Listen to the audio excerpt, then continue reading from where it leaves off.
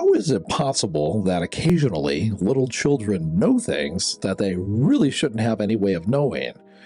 For example, the case in 1930, this 4-year-old named Shanti Devi just wouldn't stop crying.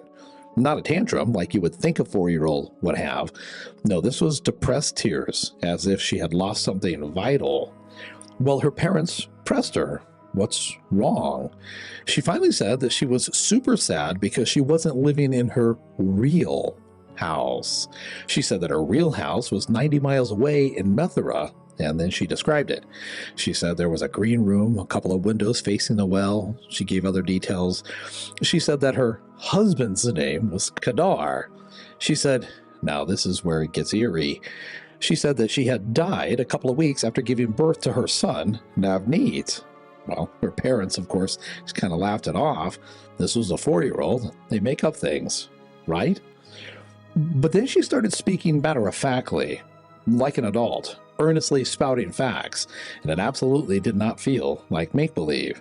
She drew a diagram of the house, and she said that that was her house.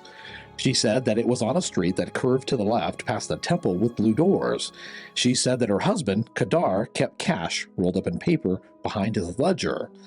Well, these facts were intense. They were detailed, and the little girl never wavered, never changed them. Not knowing what else to do, the parents reached out for help. And eventually, about a dozen professionals, doctors, psychiatrists, reporters, many of them skeptical, all got involved. Turns out, what initially seemed just like imagination truly existed in the real world, 90 miles away in Mathura. Well, once this was discovered, they took her to Mathura, and then they tried to trip her up. They had her walk through a crowd of people, and among them was the man who she claimed was her husband, Kedar. But they had disguised him with a beard. Well, this 4-year-old first walked past him, but then she immediately turned around and she said, "This is my husband." And then she ripped off the beard and kissed his hand. And then she looked and she found Navneet in the crowd, and she called him my baby boy, even though he was 10 and she was 4. She pointed to the well, and she said that must be new. And then she went to where the money was hidden behind the ledger, and she pulled it out.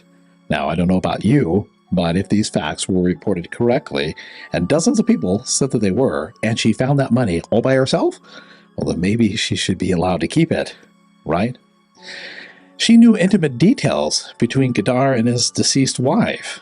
Basically, she remembered dying as one person and then being reborn as someone else.